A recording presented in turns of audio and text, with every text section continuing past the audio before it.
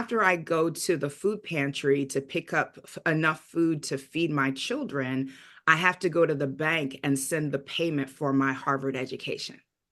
Mm.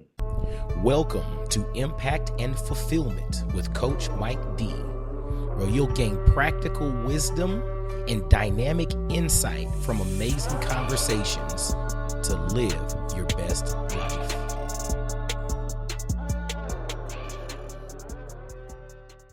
What's going on, y'all? This is Coach Mike D with another episode of Impact and Fulfillment. And listen, I got a guest today that she's a chameleon. That's how, and when you hear her story and her journey, you'll see that, yeah, she legitimately is a chameleon. She's an agent of transformation. And her YouTube channel is kind of titled Welcome to My Chaos, right? And it's interesting. She and I have a really deep connection in the realm of like executive coaching and personal development and growth. And when we were having a conversation not long ago, she was talking about her family and her kids and how one kid is going to college somewhere outside the US. And then the next kid was about to go to college outside the US. And then the youngest one is planning on going to college outside the US. And I'm just like, there's something here. I'd love to learn more about that perspective. But most importantly, I'd love to learn more about what led you to opening your kids up to this particular perspective. So I have none other than Naeemah Elias. It's Elias, right? Elias? Elias. Elias. You know what? So it's interesting. I saw it and I was thinking it's Elias, but it's Elias. Elias. Yeah. But I have Naeemah Elias, and she's an award-winning actress. She's an executive coach. She's a speaker. She's an agent of transformational change. And I'm excited to share her story. So ladies and gentlemen, in the Impact and Fulfillment family, let's welcome Naeemah Elias. How are you? I am fantastic. And I have to say, I want to start carrying you around with me to introduce me every time I walk into a room. I am here for it. Thank you. Thank you. I love it. You know what? Listen, man, my whole thing is I consider myself kind of like a supercharger, right? Mm-hmm. It's like as you go through life, sometimes you feel like, okay, I'm supposed to be the person out front. But then you come to realize your actual superpowers kind of start popping up in different areas.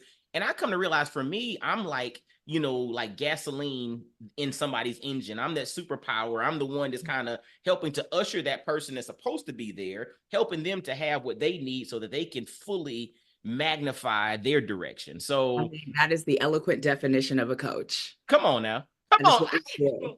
That is what we do. I love it. I love it. I love it. And so, I gave an intro and I just told people about all this stuff and all these experiences. Tell us a little bit about your origin story. Tell us what really inspired you and what were some of the things that led you to where you are today.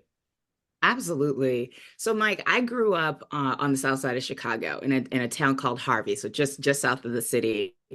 And I was a very poor kid. I have 5 siblings. We grew up with, little or no means most of the time. And I was that kid who was always sitting in a corner with a book. I was awkward, I was uncomfortable, and I was happiest buried in my stories. So I spent most of my time hiding and not wanting to interact with people. And I'll tell you, when I was 8 years old, I was assaulted by one of my classmates. And I was 3rd grade. I walked out of the school and this girl walked up behind me, grabbed me, spun me around and scratched my face. And I almost lost my left eye. And my 8-year-old interpretation of what happens next was I was in danger because I was invisible. And so in order to be safe, I needed to make myself visible to people. And I don't know why that was where my brain took it, but I started to make myself more visible. So more visible to teachers, more visible to the adults in the space because I felt like I would be safe. And so that translated to this shy, introverted kid who just wanted to be by herself, turning into somebody who was constantly in front of people. If they needed somebody to stand up and speak in front of an audience, I was the person. If they Mm. needed somebody to perform, present anything, I was the person. I was constantly raising my hands. If they needed somebody to go help out the kindergarten class, whatever it was, I wanted to be that person who was creating that visibility for myself. We've got some work happening outside. Is that like, can you hear that? No, we're having some work happening right here with you telling your story. Okay. So it's good. Let's rock and roll. Absolutely. So my parents really focused on education as the mechanism for us getting out of our situation and moving into a different life, right? My dad would say, you know, we are not of the ghetto, we are in the ghetto, right? Mm-hmm. And this idea of reading and being able to use language and stories to be able to have a different kind of a life, right? Mm. I remember I would come to my dad and ask him a question about something, whatever, something random, whales, whatever. And he would say, okay, look it up. And we had three sets of my brother called them gap tooth encyclopedias, right? So you know, got three sets of encyclopedias from the Goodwill, and each one of them was missing a few volumes, but between them I love we it. had everything covered, right? So you had to then go and look up whatever it was you asked the question about, and he would make you write about it, right? So I would research things, write about them, and then come back and have these deep conversations with my father about whatever the topic was. And I didn't learn, right? Like I think most kids would figure that out pretty soon and be like, I'm gonna stop asking questions. Mm. But for me, it was a means to these really great conversations with my dad. It was how we engaged each other, and that was sort of foundational for me. So you know, went through school with the focus on academics, with the focus on, I got to get the best grades, I got to do the best work, I got to make myself shine because this is how I'm going to get out, right? Mm-hmm. And so then we move forward, you know, went through middle school, went through high school, graduated, and I went to Harvard. And Mm. so coming, Hold on, pause, pause. See, yeah, you know, you don't just go from, I'm from the south side of Chicago and I just went to Harvard yeah, and my dad told me to read more, and that's just, it is what it is. Harvard doesn't just happen, right? Just because, you know, you do your homework. no. Talk to us a little bit about that trajectory or that transition from the south side of Chicago directly to Harvard.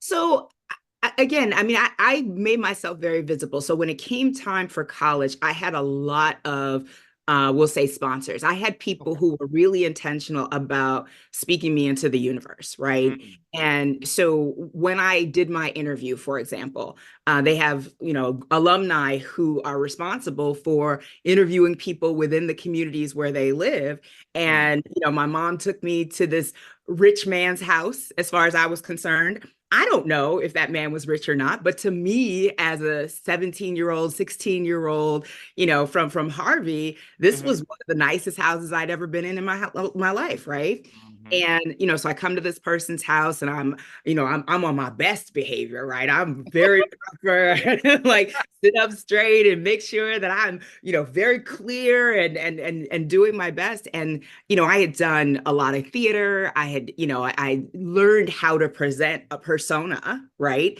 And so I go to this interview, and I do the interview. I felt comfortable with it. I came out of it. And I asked my mom later, and because he sat my mom in another room to watch TV, and she put the TV on mute and came and listened at the door the whole time, right? Okay. And I asked her, I said, so, you know, how was it? How did I do? And she said, you know, your usual phony self. You gave him what he needed. I'm sure you're gonna get in. I said, okay, Mom. And he told me at the end of the interview, he said, I'm gonna do everything in my power to make sure that you get into Harvard. Wow. So, Right?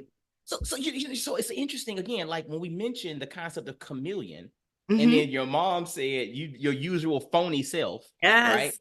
And sometimes being a chameleon to those that might not have context makes it appear as if you're being phony, Hmm. but you're actually finding a way to effectively connect with Yes. the audience or connect with the room that Yes. you're in, right? Yes.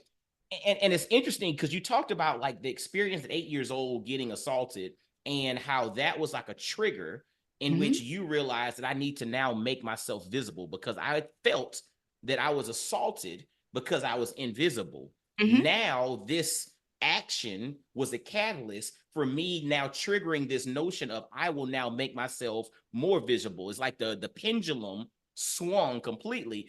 That's And it's exactly. interesting because in one of the movies, I think about this scene from the movie Fight Club, right, Hmm. where there was a scenario in which this guy, the alter ego, like burned his hand, Hmm. and he said that you have to deal with that because once you've lost everything, then you're free to do anything, right? Hmm. And so it made me think about that scene as you mentioned that moment where the girl scratched your eye, you almost lost your eye. It was like, you know what? I I've lost everything, so now I'm free to do anything. I'm going to Yeah. make myself visible. Yes, that's exactly right. And I learned how to be what people needed Mm, because if you can't if you mm, can't transform yourself, if you can't be in the moment, if you can't interact with the moment the way the moment needs you to interact, you're not safe. Right? mm. That's the core message for me my entire life. If you can't be what the moment needs, then you're not safe. Ooh, if you cannot be what the moment needs, you're not safe. So there is safety in being in alignment with the moment. 100%. There, 100%. wow. So it's interesting. If you look at one side, each slice of bread, there are two sides to it. There's safety with being in alignment with the moment. Hmm. That means the opposite side has to be true as well. Yes. You're in danger when Hmm. you're not in alignment with the moment. Hmm. Wow, that's deep. I hope So y'all caught that. She dropped the gem. Naeemah dropped the gem right there. Woo. so there was a fear that drove me, right? Mm, But it drove me in a positive direction, right? It mm, meant that I was going to be able to do things that I think I wouldn't have stepped out of my comfort zone to do otherwise, right? mm, So I went through the interview process, and at this point, I was saying, well, I'm not going to go to Harvard, right? Like, mm, I'm not going to go to school with all those rich people. I'm just going to get in to prove that I can get in. Like, mm. this doesn't feel Yeah. like this makes sense to me, right? I'm probably going to go to school in Chicago or Mm, Champaign, like all my classmates. Like, I don't know. And then I went to visit, and I went to visit the weekend before pre-frosh weekend, right? So there's this weekend where they bring in all of the high school seniors and they show off and they're on their best mm. behavior and all of that. Well, I had a show that weekend. So Okay. I went the weekend before. So I got to actually see behind the scenes. I helped them to plan the weekend for the prospective students. Wow. And they put me in a dorm room with a couple of Black women. And they introduced me into the Black community at Harvard. Because I thought, well, there's not going to be any Black people there, and everybody there is going to be rich. And it's going to be really hard for me because I'm not going to be able to communicate. Like, I won't understand it. And it turned out that I got to meet a bunch of poor Black kids Mm, from urban environments all over the world, right?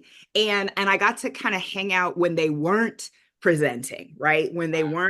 weren't showing me Harvard's best face. They were just hanging out with me while they were planning to show other people Harvard's best face. Mm, And I had this amazing weekend. It was really, really incredible. And I came back home like, oh yeah, this is the next step. mm. This is You, definitely the next step. it's fascinating because, like, again, when we talked about chameleon, right, Mhm. and being what's needed in that specific moment, so you are adjusting yourself to match what's needed. But even in the midst of that, we're always in search of something that's real, Yeah. right? And Yeah. so, yes, you're capable of adjusting yourself. You're an actress. You perform. You can put on a mask. You can put on a costume, and whatever you need, whatever accent you need, I can perform that. I can bring that. Yeah. But what's interesting about acting is that at some point the lights go off, and I just Mm. want something real. Yes. And you were able to get not Yeah. the performance, you were able to get what was real from the people that you had a direct connection with due to lived experience. That's exactly right. That's exactly right. And it was incredible. And it was incredible, right? And for me, the biggest thing I could imagine was this 900 miles away, right?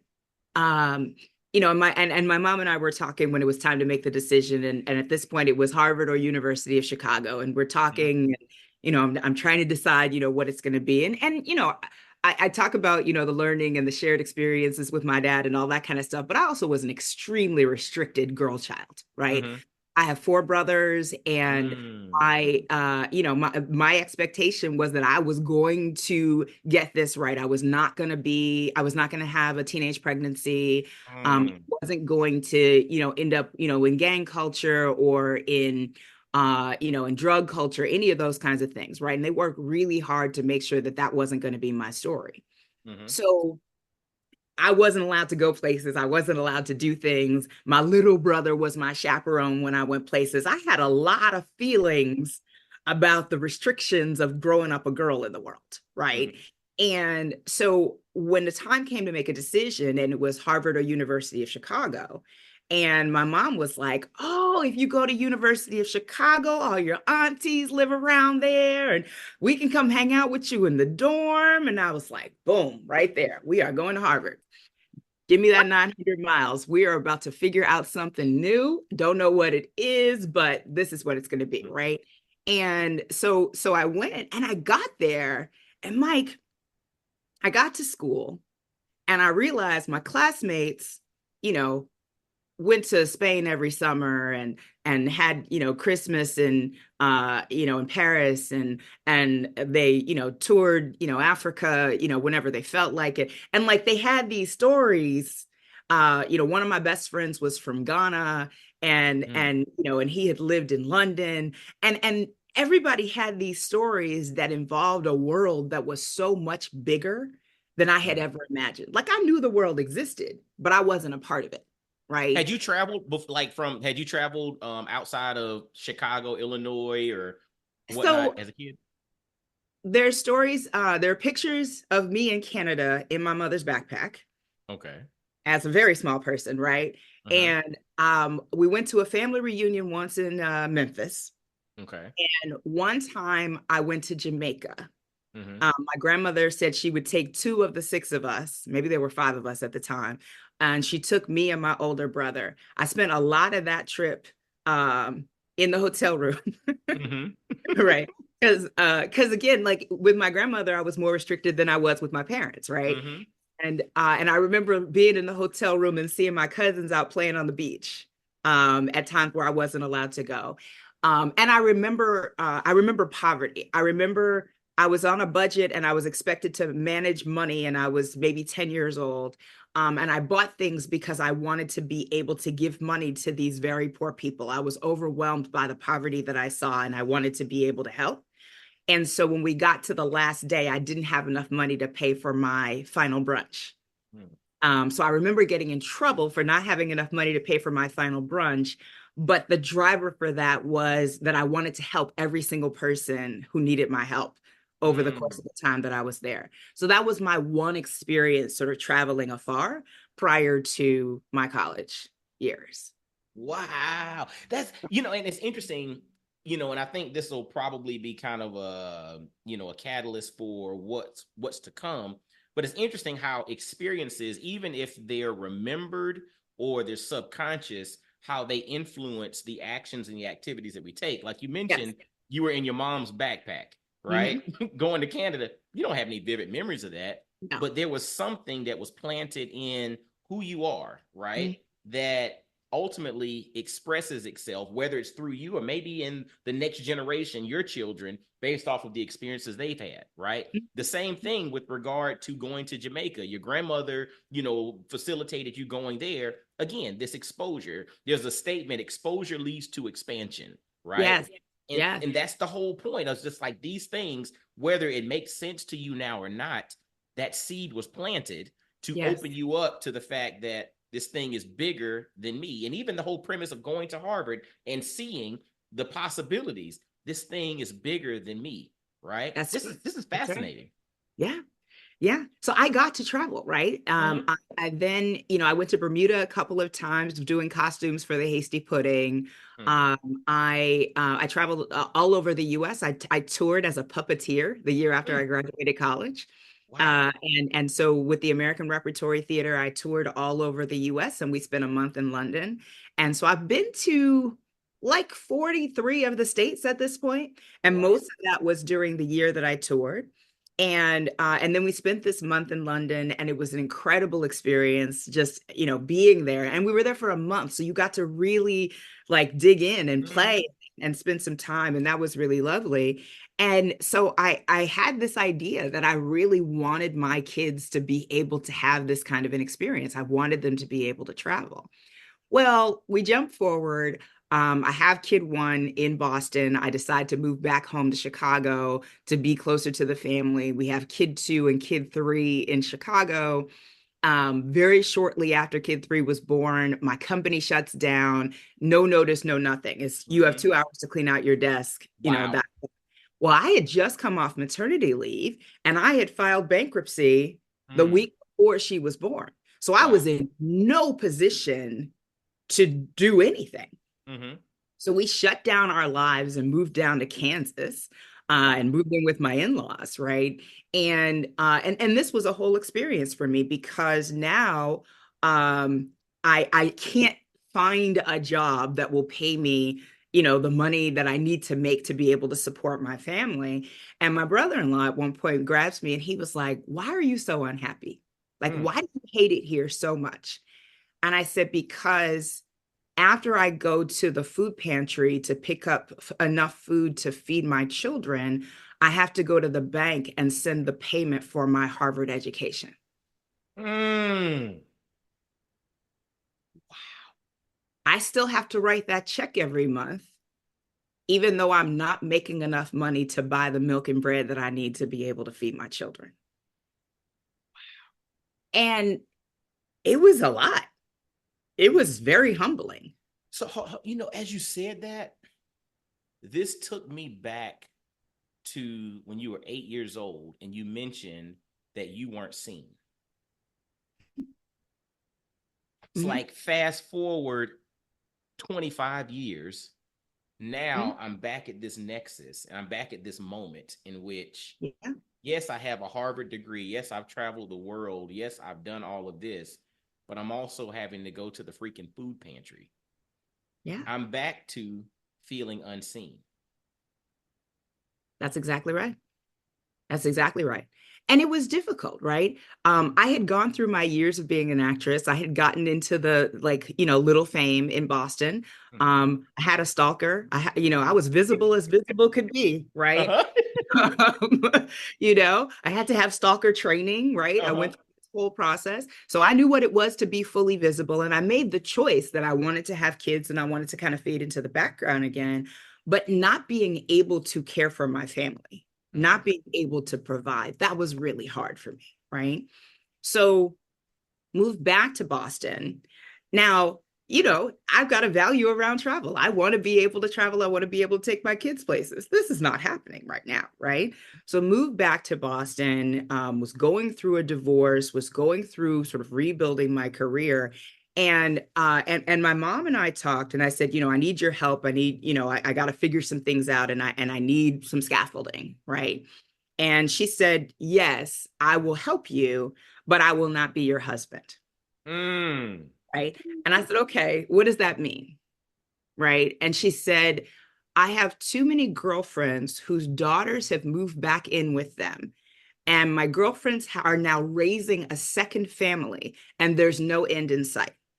She said, "I'm not going to become the partner to raise your children and live with you for the rest of their lives. I have a whole nother plan for myself." And my mom travels, right? She's Mm-hmm. like, "This is an episode." And she said, "You're going to uh, build your career, you're going to date, and Mm-hmm. you're going to get back on your feet and reestablish yourself as the independent person that you are. And then I'm going to go on and do my thing." Wow. Right? So she moved to Boston, and the kids were 2, 4, and 6 at this point. And so we were really intentional about, what does it mean to raise independent kids? And she did it, right? Like Yeah. she did it already. But now we're talking about it, right? We're Mm-hmm. thinking about like, what are the things that we want to do to make sure that these kids are independent and ready to go out and navigate the world? And that was the focus, right? She said to me at one point, couple years in, she's like, I'm going to Jamaica in September. Mm, And the kids are going to be in school and you work crazy hours. So we got some work we need to do. mm. So we taught kid one to cook. We're like, okay, we need 5 dinners that he can make on his own, right? And we started working on this, right? And I had already started working on cooking because for Mother's Day, they brought me a tray with some cereal and a banana and an orange juice on You're it. like, And I this was ain't gonna cut it. okay, okay. I like the instinct. I like the tray, Uh-huh. right? But we got work to Right. do. We're gonna get some omelets in here, maybe a frittata, right? Like, Mhm. and the next year, some pancakes, right? We're gonna do a whole thing, right? So we started teaching them to cook, and we're like, okay, we need to understand a recipe, right? How do you make an item? And then we Mhm. need to understand a meal. What are the elements of a meal? What are the things that you need to have on the plate and on the table to make it a meal? Mm. We taught him to make meals. We had recipe cards, we had meal cards on index cards, like plucked, posted in various different places. He learned how to make these meals, and then mom took a week, 2 weeks in Jamaica, and I was able to continue to function the way I was used to functioning. And kid one took care of dinners on the nights that he needed to take care of dinners. Hold on. He's So hold on. probably 11, right? Yeah. That's fascinating, but it's just like, okay, I'm now fascinated on what spawned your mother to have that level of wisdom and insight to pour into you, knowing that as you grew up, you were very sheltered. Mm-hmm. Because you mentioned before you left high school, your mom was saying, hey, you can go to University of Chicago, you can Mm-hmm. stay here, your aunts can come. It was Yeah. like, to me, there was like a complete 180 to this perspective of no, no, no, no. We want to prepare them to take care of themselves. What was the thing that spawned your mother to plant that inside of you to pour into your children? Yeah, I mean, I think, a lot of things come out of selfishness, right? We Yeah. we create what we need in the world, right? And so, mom wanted me to be independent, but she wanted to be independent too, right? Mm, She didn't want to be 20 years still in my house cooking for my kids who couldn't cook for themselves, right? mm, She mm, wanted to be able to go back into her adventures. She traveled all the time, and I've, 5 siblings, and mom was jumping from one house to another, spending time with all of her kids and then her own house. And she wanted to be able to continue to do that. And so if we facilitated a space where she couldn't go, right, mm. where she had to be here all the time because I was working all the time, then it blocked her growth, right? And so she was planting seeds to create the space for her to be able to go on and have her next adventure, right?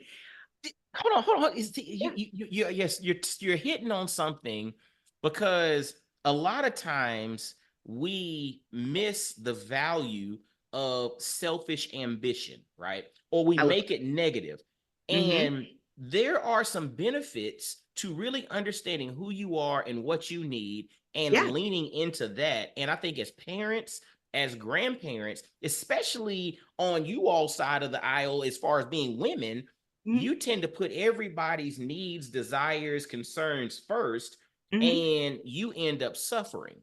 And Yes. sometimes we publicly say, well, I'm doing it for my family, Hmm. but it's like, how beneficial am I to my family if I'm not well? Right. Yeah. And I use this quote all the time with clients. Self-care is not selfish, it's actually selfish to not take care of yourself. That's right.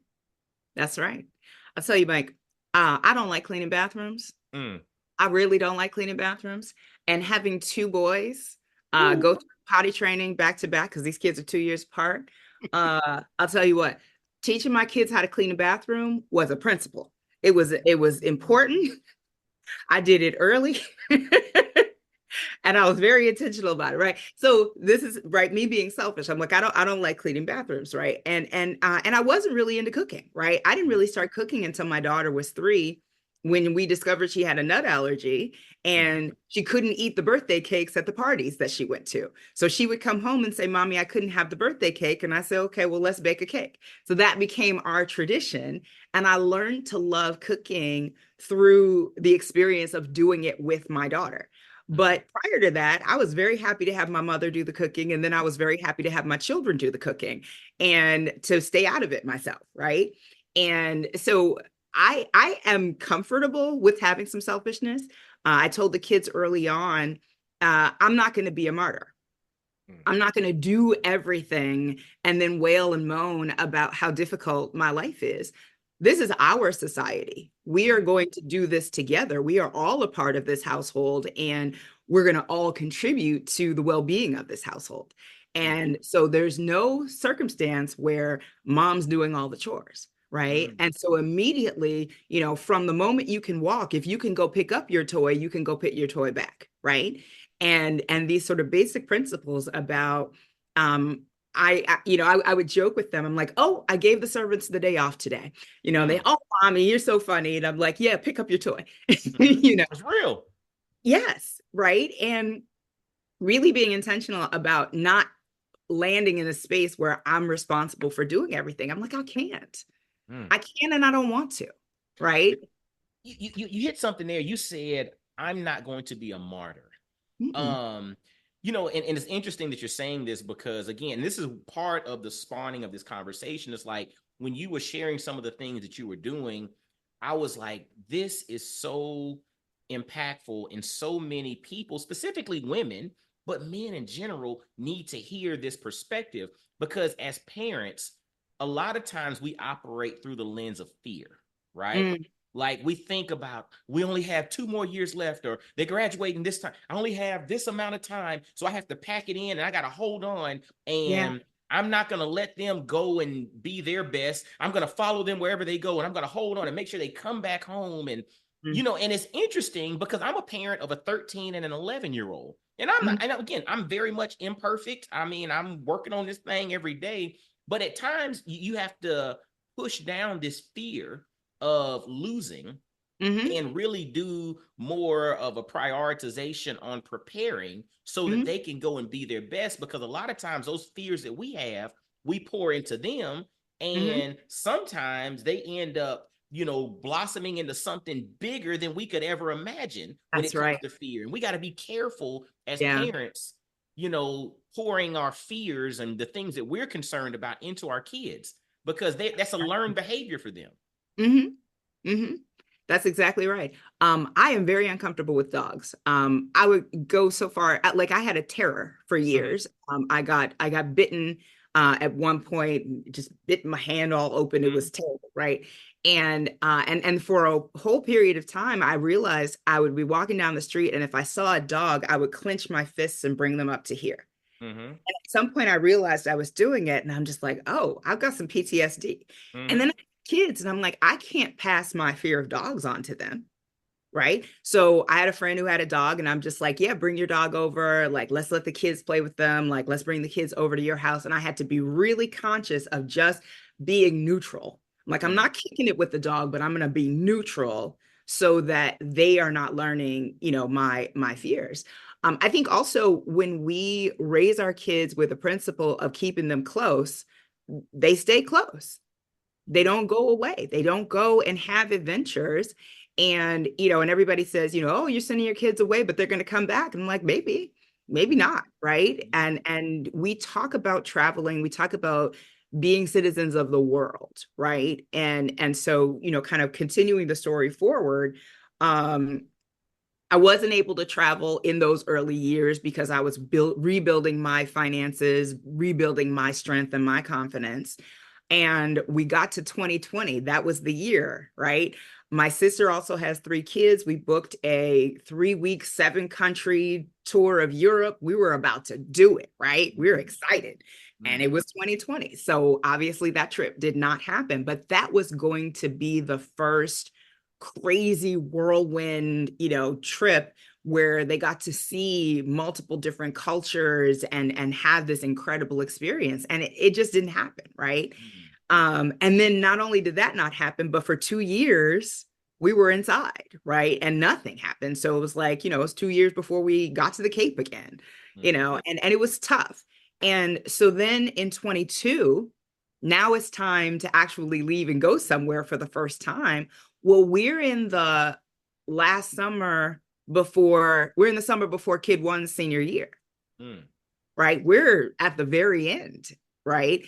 And we had been talking about travel and talking about travel. And uh, he and I talked about Paris a lot, right? We talked about the concept of, Black gay artists go to Paris, right? Mhm. James Baldwin forward, backwards, right? Like there is sort of there's a well-trod path for Black gay artists in Paris. And I was like, so I want this to be on your path at some point. This is a place where I think you're going to find a really incredible community. My son is an artist. He draws, he writes, he acts, he sings, like he is a holistic artist, right? Mhm. And so we had been talking about this and talking about this. And then at some point, I said to him, I kept saying it. And he said, well, maybe I can go to college in Paris. And then boom, right? That was the spark. That was the moment that it happened. So that's maybe his freshman year, right? That we're having that conversation. So now we're just finished with junior year. We're getting ready to go on this trip. So we go spend a week in London. We spend a week in Paris. Halfway through the week in Paris, I said, all right, how are you doing? He said, well, what if I say I'm not ready?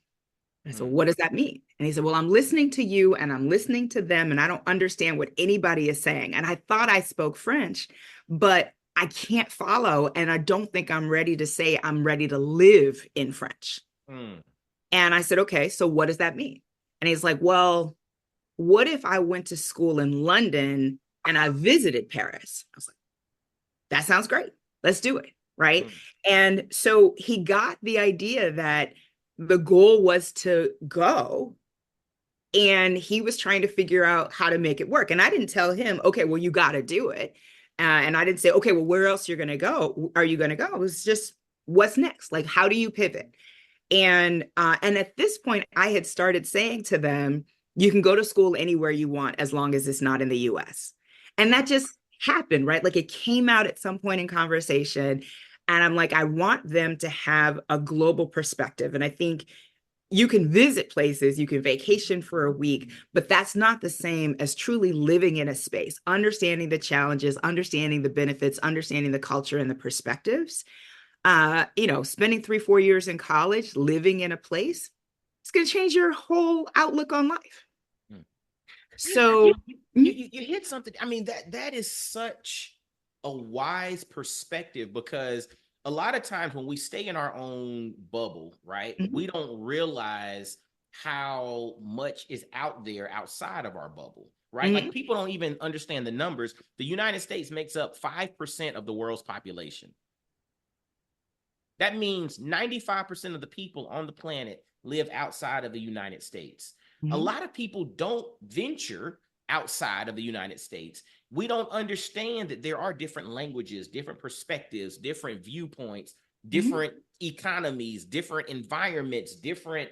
I mean, there's so much out there that's Yeah. different. But when you also get there and you get to the nuts and bolts of everything, there's also a lot of similarities. Yes.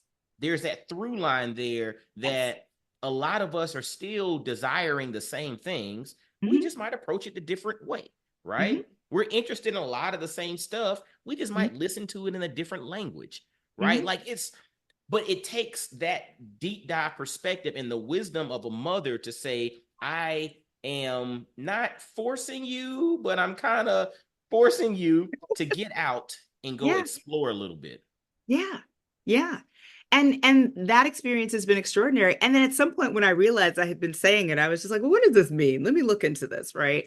So kid two has been obsessed with Japanese culture for much of his life. He says I took him to the Museum of Fine Arts and they had a Japanese exhibit when he was 6 or 7. And he has been fascinated with Japanese culture ever since. I didn't realize that was the origin story. I was Mm-hmm. aware that he had started teaching himself Japanese in 2020. I was aware of his fascination with anime and how he was using that to help him to, learn the language and embed himself in the language. His interest in the in costume and in culture and all of those things. So I was, I knew that it existed. I just didn't know, kind of where it started. And so when I looked up and I was just like, okay, so this is happening. What am I doing to my wallet? Like, what Mm, kinds of decisions am I making? Because people are like, well, isn't it going to be expensive traveling back and forth? Well, then I go and look at it, and we've got a school in London where we land, where the tuition is $20,000 a year, hmm right? And then we've got this school in Tokyo where the tuition is $7,000 a year, hmm. right? Wow. And I don't know, right? My daughter just finished her freshman year of high school. She's looking at, she says, Seoul, Amsterdam, and potentially someplace in Australia. So she's still Hmm. playing. She's got some time to think about it. But what I'm discovering is that most places, college is less expensive than it is in Mm, the US, right? And if you're going for a professional degree, once you've got that undergrad, like it might make sense to get your medical degree in the US if you're going to practice medicine that's in right. the US, right? Law degree in the US if you're going to practice in the US. But like, what if you went to your secondary school, your graduate school with almost no debt, Mm, right? mm, Like, how life changing is that? hmm. Right. And and realizing, when I was working in finance, I'm like, I could pay their tuition in real time. That's right. Like, this isn't something I need to save or take loans for, right? I could just Hmm. pay it in real time. And so it was just a completely different, like, oh, even after I pay for flights back and forth, which would be amazing, getting to go Hmm. see my kids in other parts of the world, I'm here for it, right? Even with that, it doesn't get anywhere near the cost of going to college in the US. You okay? So now you're jumping into some real deal stuff here because perspective, right? Mhm, And a lot of times when you don't know until you start really doing the research. This is mhm, why that exposure leads to expansion, mhm, opens up the floodgates to opportunities, right? Because people assume that, okay, you have to have 500,000 in the bank for them to go to college here and whatever. Until you start looking at it, you're like, hold on, tuition's a fraction of what the tuition would be here. Yes, you're buying flights, and the flights are maybe a little expensive, but that's only a couple times a year. When you mhm, add it up and you total everything out, the cost of attendance is cheaper here, and it's a different perspective. And mhm. you look at the benefit on the back end of this worldwide understanding and kind of like this globalist approach to problem solving, to Mhm, relationship building. mhm. And even if you do come back to the US, how much more open are you to being of value to even more people due to Yes, having that type of experience? yes, yes. It is absolutely incredible. It is Mm. absolutely incredible, right? And so I'm looking at so one, you can use the US financial aid to go to school other places. Ooh, ding, ding, Okay. ding. Hope y'all heard that. I Right. didn't know that myself. So Interesting. US financial aid to go to school other places. My son who's going to school in Tokyo, again, $7,000, right? So $28,000 for his whole degree. Wow. We still haven't gotten to a single year Mm, for school in the US, right? mm, And so it's this incredible experience. Like, the numbers are just completely different. Oh, and most countries, most schools have programs that are taught in English for international students. wow. So, So hold on, because again, say again, we the perspective and mhm, direction, etc. Because a lot of universities in the United States, mhm, they are finding ways to be appealing to international students. mhm. We forget again, if one side of the Yes, bread is true, the yes, other side got to be true too. that's There are right. international universities that Mhm. want university students from the U.S. to come there, so some of them are making the same concessions That's to get exactly you right. on. That's Wow. exactly right. So in Tokyo, there's anywhere from 2 to 20 programs in each university that are taught in English for international students. So students from all over the world have to take the test of English as a foreign language in order to get into school. English is the second standard. And so people feel like, oh, well, if I go someplace else and I don't speak the language, like it's not going to work. Well, my son's been teaching himself Japanese, but that doesn't matter. He's going to be studying entirely in English, and he's going to be in an immersive Japanese training program so that he can learn the language so that he can function while he's there. All of that is part of his schooling. Mm. It's part of his education. So he could go there not speaking a word of Japanese and be successful. right? And so we think about the barriers to to entry, or the expected barriers to entry. Cost is not one of them, right? Cost is actually going to be easier. Yes. Mm-hmm. Language is not one of them, right? And so and you can get the financial aid, right? Look, whatever your financial aid situation would be in the US, it's the same. They're going to give you the same money, but you don't need most of it, Mm.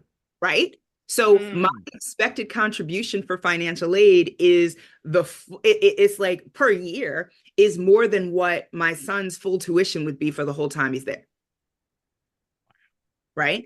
And so I think not knowing the sort of basics of this means that, we're making decisions based on assumptions. Now, I recognize this as privilege, right? I had the privilege of being able to take my sons to the places that they potentially want to go and have them explore and decide whether this is a place that they really want to be. That was an important decision for me, and something that I wanted to be able to do.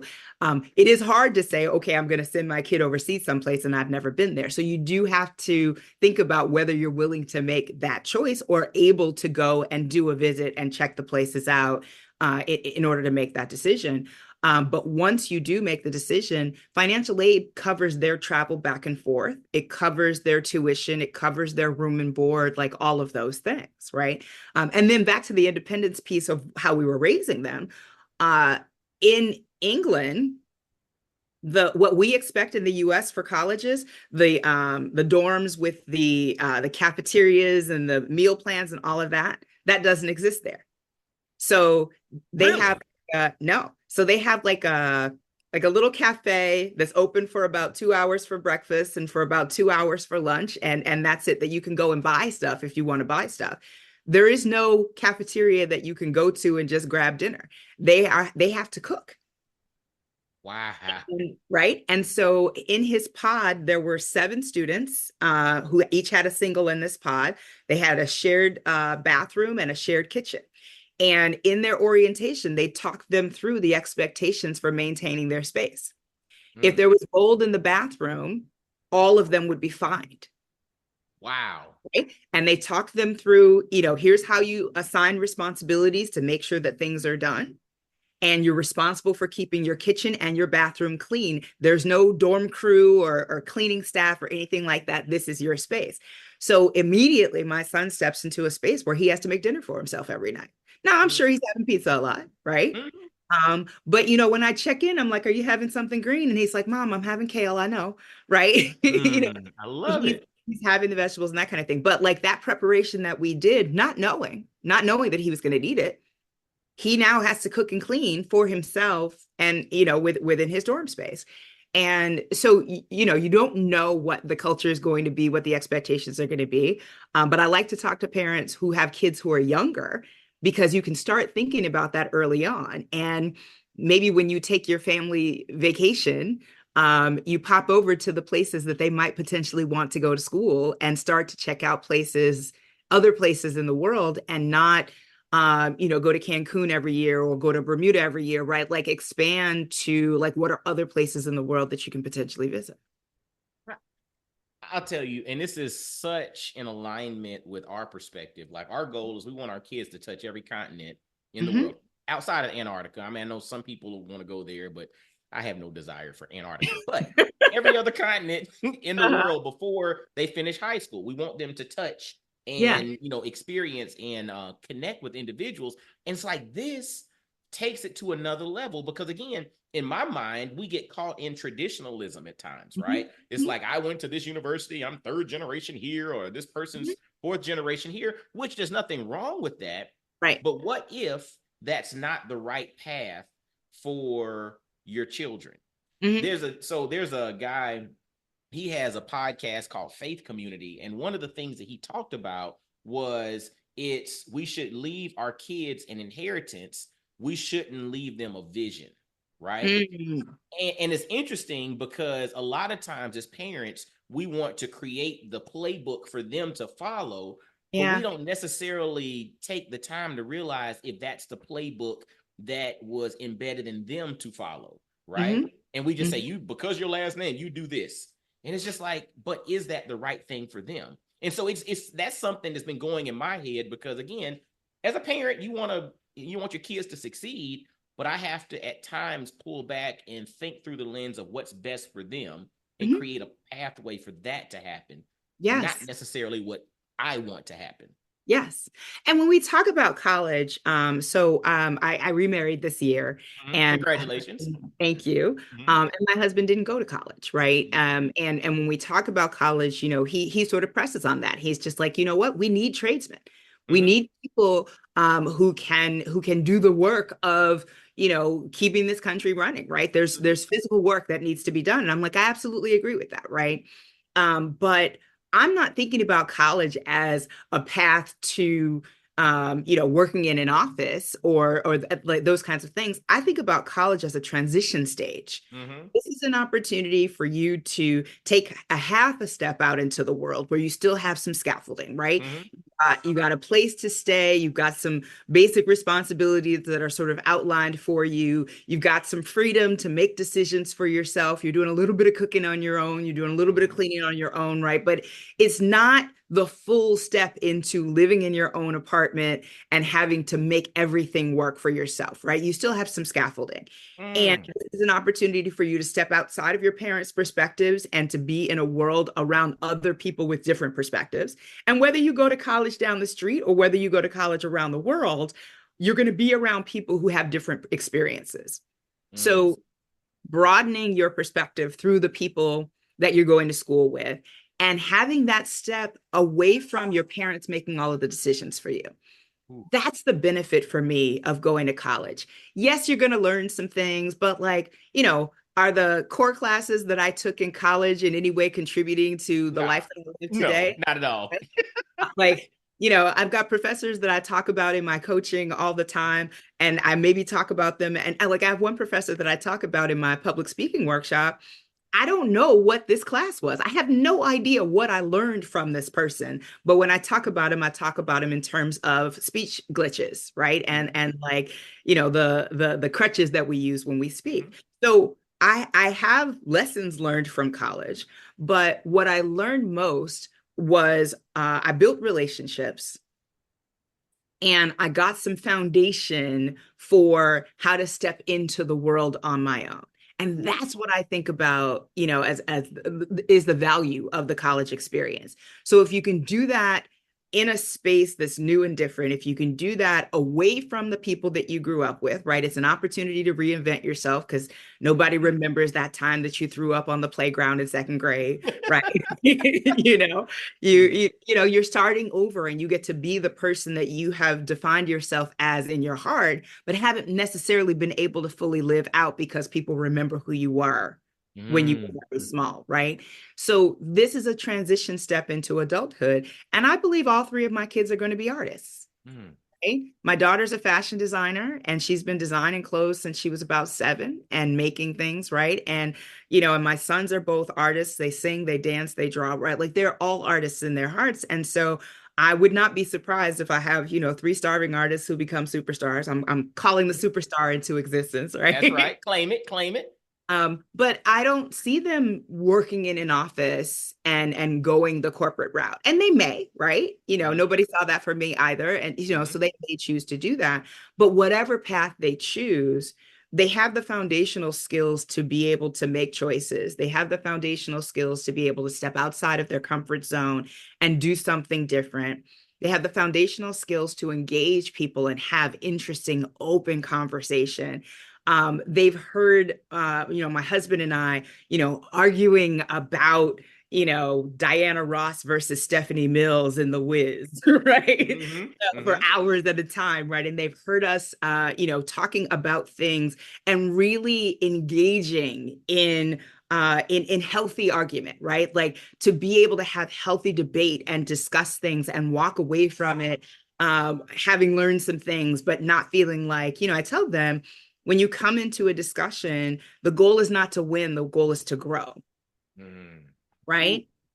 And if you're able to have productive discourse and you both come away from it with some growth, that's the win. You can't come into every conversation expecting that you're going to make the other person believe what you believe. Mm-mm. You're walking through life closed-minded, right? Mm. you got to come in open and pouring into each other and not trying to win, right? It's not a tug of war. So I feel like I've given them these foundational things about taking risk, about building their skills, about conversation and communication and all of these things. And then where they take it, I mean, It's on them. it's up to them. Totally up to them. I love this. This. I mean, I'm gonna tell you, everybody who's listening to this has gained gem after gem after gem from Naeemah. Like I swear, you literally have dropped so much wisdom, and I'm sitting here processing, and now I've opened up and expanded my perspective from Mhm. like higher education with our kids to look at things through a different lens and to not put limitations on that, right? Yes. A lot Yes. of times our limitations are founded in the fact that we're assuming we've Mhm. not done the research. Because when you do the research, you might realize that, man, hold up, is there not as many barriers as I thought it was, Yeah. right? If I Yeah. go and do the research. But if I want to sit and assume, what do they say about assuming? You're making an ass out of you and me. Like, I don't want to Yeah. do that. So I thank you for that wisdom. Like, this has been beneficial for me. But the title of this podcast is Impact and Fulfillment, right? Mhm. Impact is the delta of your involvement, right? How do things change because you're involved? Fulfillment is that through line of joy, right? Mhm. It's that thing that really makes you feel good. It helps you to sleep good at night. And a Yeah. lot of times we focus solely on impact and we forget about the fulfillment piece, right? Okay. But what you talked about when it comes to foundational building, it helps all of that to come to fruition because you built a strong foundation. You're prepared for what comes. You're intentional, yet you're open at the same damn time. And Yeah. that's what you're creating. That's the framework. That's the climate and the culture that you're creating for your children to succeed. And for that, I say thank you. Thank you. This is fun. This is This was absolutely fun. Yeah. dope. Now, and so before we end up, is there anything that you have going on that you'd like to share? Any information, any way people can follow you on social and learn more about you, do business with you? You have the floor. Absolutely. Absolutely. So from a parenting perspective, I've got a YouTube channel called Lucky Mommy, and Okay. Lucky is EY and Mommy is EY. So it's and we'll link it. I'll send you the link for it. And it really just kind of talks about some of our adventures and some lessons learned and sort of tips and tricks around, how I've navigated this parenting journey and if that has any value, then, ways you can navigate the parenting journey. And then in my day job, I now coach, right? So I took my acting experience and have turned it into public speaking training in corporate spaces. And so I come into corporations and I do training and I work with individuals and help people. If you speak on a regular basis, if you're constantly in front of folks and you feel like you're terrible at it and you want to, up your game, that's something that I do, helping people with storytelling, helping people to be intentional about how to prepare for and be impactful when you stand in front of a room. Mm, mm. And so how can people find that? Is it is Elias is spelled Elias? Elias Yeah, so Elias Presence is the name A of my company, Elias okay. Presence, and again, I'll share the link for that as well, so that so people can check that out. You can find me on LinkedIn. That's where I'm mostly spend my time. It's Naeemah Elias on Mhm, LinkedIn, mhm. and I'm posting there on a regular basis, sharing the various different things that I'm doing. But yeah, so YouTube is Lucky Mommy, and LinkedIn is Naeemah Elias, and the company is Elias Presence Ventures. And we will make sure to have all of that in the show notes so you all can connect and make sure you reach out to Naeemah. As you can tell, and listen, this is just an hour-long conversation. Imagine if you follow all of her episodes and all the links and you can actually connect with her, how much more insight you can garner because this woman here is brilliant. And I say thank you for sharing your brilliance with the Impact and Fulfillment family. And if there's anything we can do for you going forward, don't hesitate. You and I are connected. So anything I can do for you, you just reach out and it's done. Thank you. And I'm enjoying this conversation and all the conversations that I have like it. So definitely feel free to reach out to me. Definitely feel free to connect. And I love talking about parenting. So let's keep playing. Yeah. Let's keep playing. I love it. I love it. Hey, and as always, y'all make sure to follow Impact and Fulfillment across all platforms as it pertains to podcasts. Grab a copy of my book, The 33 Laws of Impact and Fulfillment. Follow Coach Mike D across all social. And until next time, y'all be blessed, well, and wise. And I'll holler at you. Peace. Hallelujah. I really hope you enjoyed today's episode.